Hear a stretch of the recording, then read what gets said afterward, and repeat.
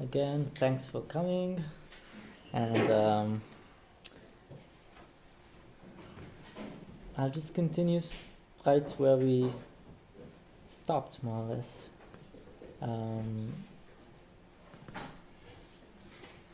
Let's see.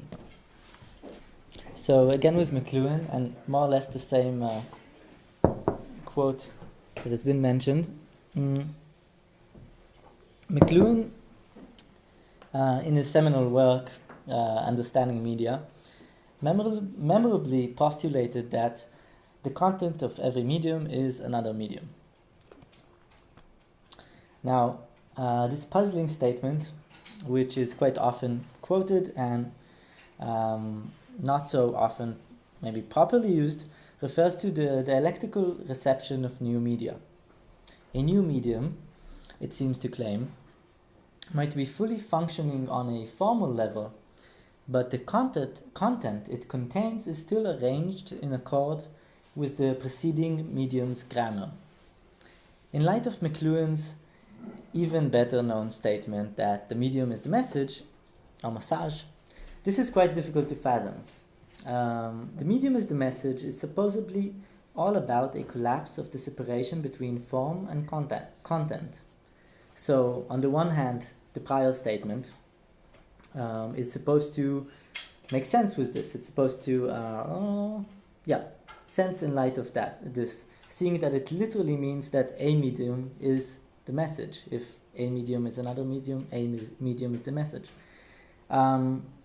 But on the other hand, the fact that we're dealing with a medium and not with the medium renders the whole argument a little more complicated. Namely, much less about an identity of form and content, and rather pointing towards a historical process, describing the gradual maturing process of a medium. The way McLuhan himself explains this process, the historical examples he chooses, might help clarify what's at stake. So he writes, the content of writing is speech, just as the written word is the content of print. And print is the content of the telegraph. And we could perhaps add the content of film was vaudeville theater at one time, or the content of TV was at first film. In other words, I would prefer to describe this as more of a process and less of an abrupt change. And note that it took time until cinema spoke Siamese, until the novel was really novel. And in light of this, where one can suppose it might still take some time until digital web-based video grows into its own grammar. This transition, this shift, will be the subject of this talk. So, on April 23rd, 2005, a video of a young man visiting a zoo was uploaded to YouTube. Dressed in a humble, slightly oversized windbreaker, the protagonist stands in front of a pair of elephants. He proceeds to state the obvious. Here we are in front of the elephants. And then continues to tell us, in what seems to be an expression of his deadpan, rather infantile humor, that what's cool about these guys is that they have really, really long, he briefly looks back at the elephants' trunks. The video is 19 seconds long and of quite poor technical quality. It's 240p, 40p, and has a 4:3 aspect ratio. The protagonist happened to be Jawed Karim, co-founder of YouTube. And this was the first video ever to have been uploaded on the new media platform.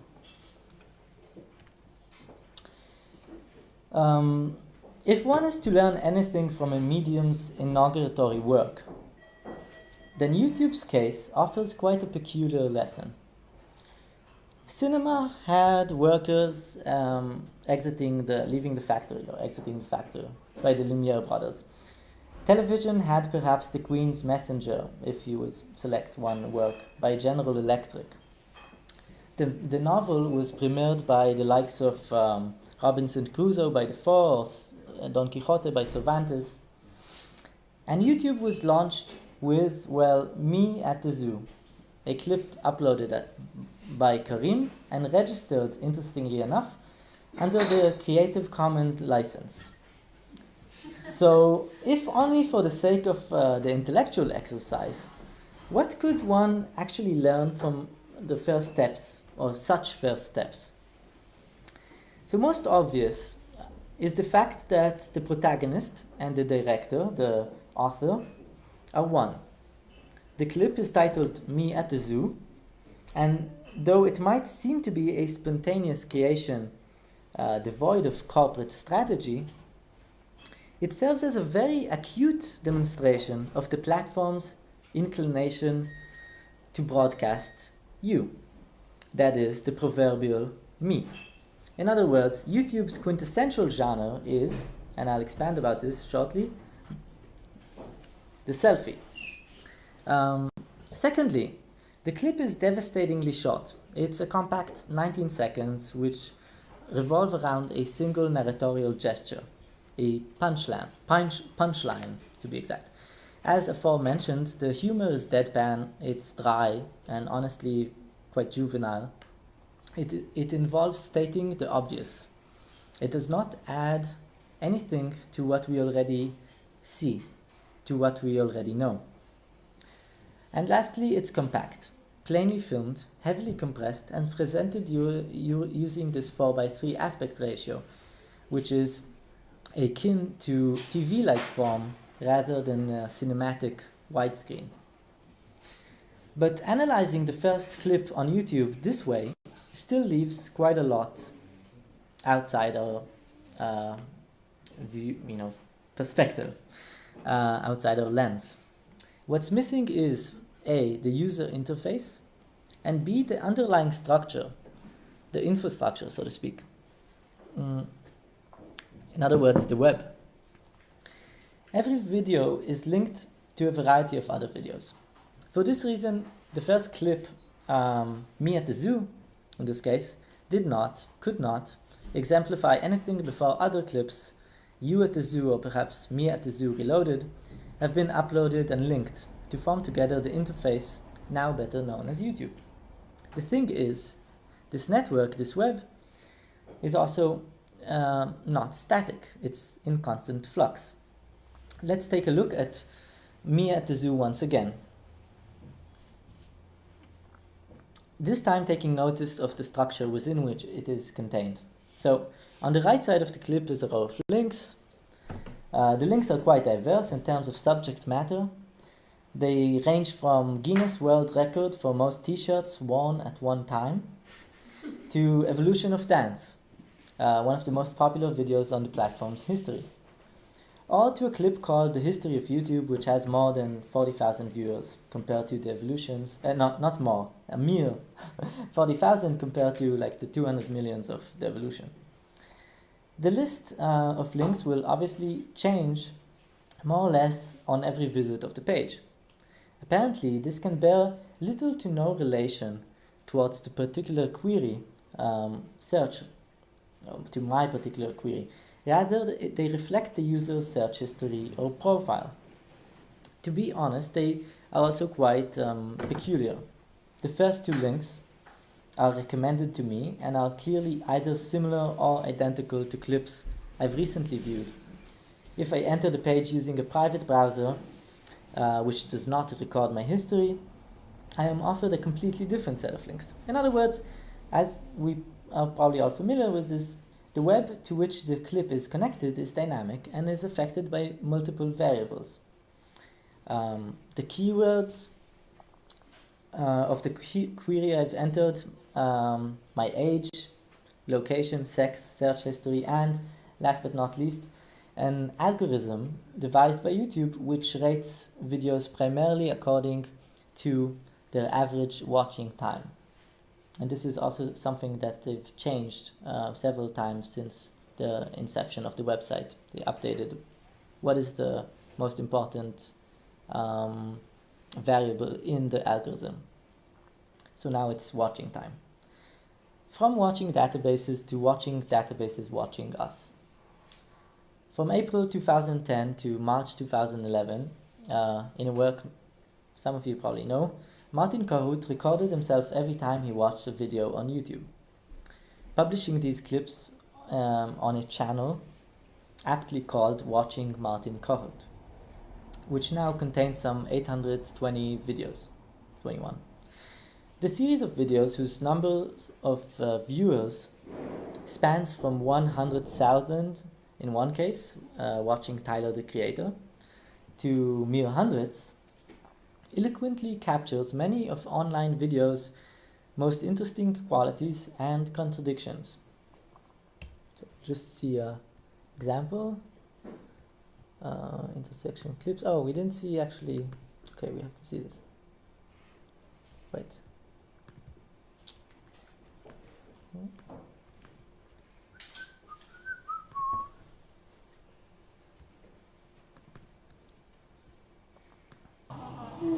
Alright, so here we are in front of the elephants. Cool thing about these guys is that they have really, really long fronts, and that's cool. And that's pretty much all there is to say. Okay, so that was, yeah.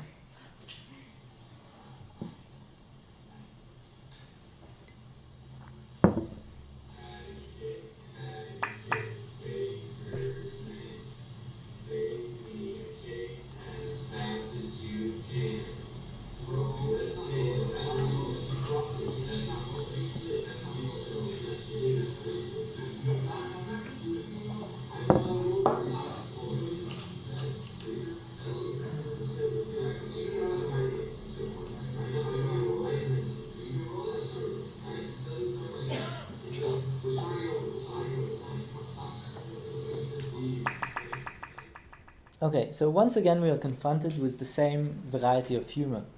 We are literally invited to watch Kahoot as he munches upon his daily feed. Once again the obvious is stated. Watching Kahoot, watching, it reads, and the video performs this labor self-evidently. Once again we are faced with a selfie, a self-portrait, and one which seems illustrative of our current paradigm.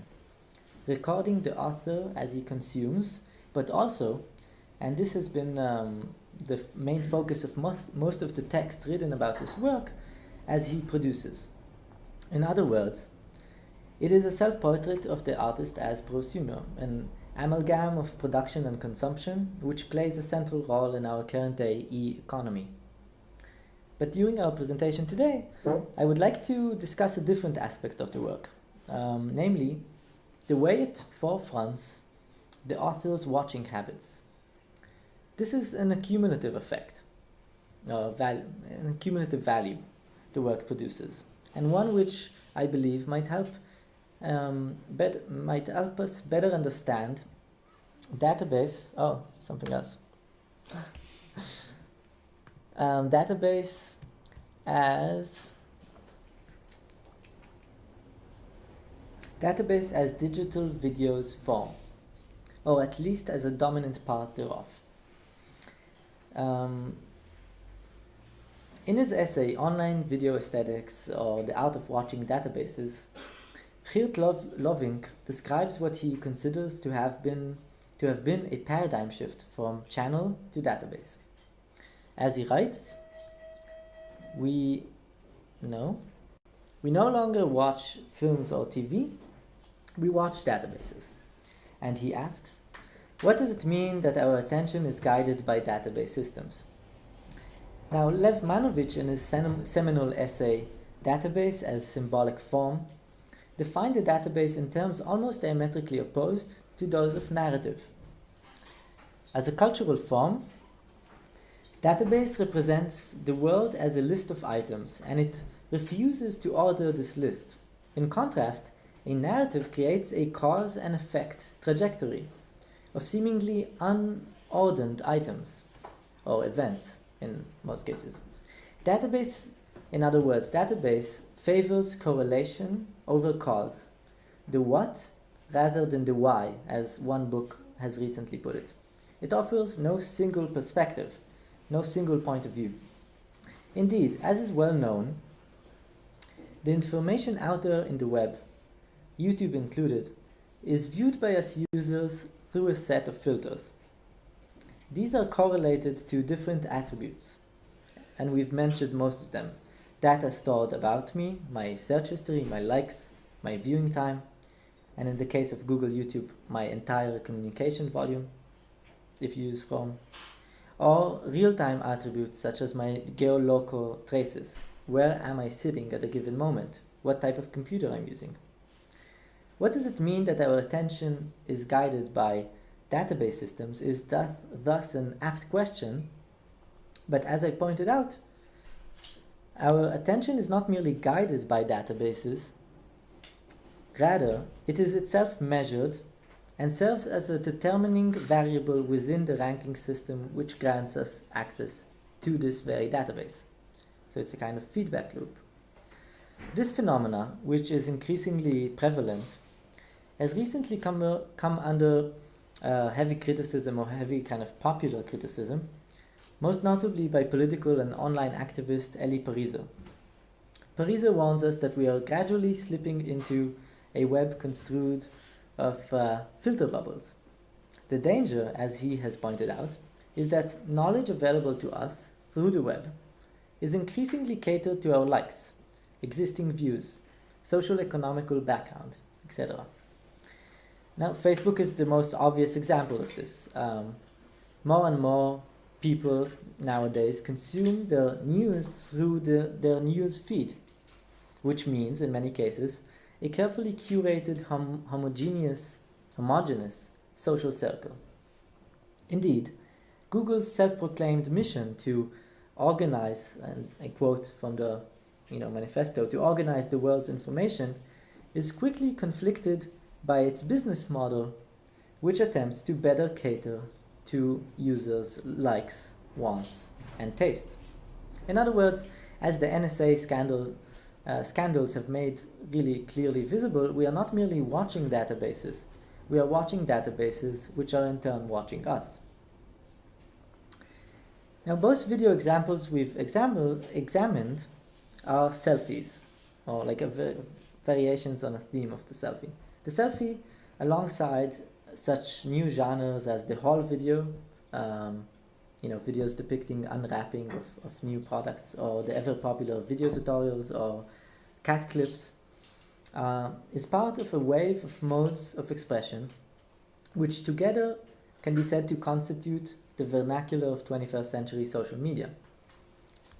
So this is how it looks. And yet the selfie merits special attention. During the past 5 years, with the rise of smartphones and the growth of Facebook and Instagram, social media, the selfie has become, somewhat inexplicably, prominent. The psychological and social reasons behind this influx of self-indulgence have been often cited. Social media's propensity towards exhibitionistic behavior, or pseudo-celebrity teens seeking the proverbial 15 minutes of limelight. The fact that online anonymity seems to hurt self-esteem. But all these are quite evident, and so is also criticism which bemoans social media as narcissistic. And yet the extent to which the selfie is essentially symptomatic of the database logic, or database as a form, has long been overlooked. As aforementioned, online databases are not only watched by users, passively sifted through for information. They also contain information about these users, which in turn affects the very availability of this information. So in essence, YouTube is much less about broadcasting oneself as it advertises. A minuscule percentage of users actually upload content. And most of this content is recycled, appropriated, shared. In other words, YouTube doesn't host as much user-generated content as it pertains to. Rather, it primarily sources or mines for user information, for user content, for personal data, and watching habits. Might the selfie as a symbolic form be indicative of a wider trend which pertains to the logic of a database? Smartphones are now recognized by many as just a preamble for a wave of gadgets which will supply an ever-growing trove of real-time data. Google Glass and smartwatches are competing with one another for the lead role in display of powers. Apple has recently filed a patent for placing sensors in their earphones, which could register an array of personal data from pulse, blood temperature, etc. And the recent iPhone 5S contains a fingerprint sensor as well as the M7 motion processor, which continuously measures motion data, including acceleration and gestural data. So the selfie as YouTube's inauguratory genre seems to be indicative of such a process. If the 20th century has been the century of the self, as a filmmaker, as Adam Curtis has claimed, a self which became the object of study for psychoanalysis and the object of desire for a society of consumption, then we might be standing at the brink of the age of the selfie. This is an age during which the subject, or the digital rip, the user, supplies or broadcasts his own self-portrait, only for it to be processed, mined for every bit of instrumental information. Selfies and their subsequent tagging are used by Facebook to improve their face recognition algorithms. The user's surfing, viewing, and consumption habits are all part of models which deduce his wants, desires, and compulsions. In short, this is an age in which probability theory and machine learning or data analysis have replaced psychoanalysis as the main tool through which the subject is both understood and governed. Since the dawn of history, man has left behind trails of artifacts, objects which survived him. Yet now, instead of a roughly assembled forensics, we will leave a map construed from an ever-growing pool of coordinates and a resolution which strives towards a paradoxical Borgesian one-to-one scale. Thanks for coming. Nice.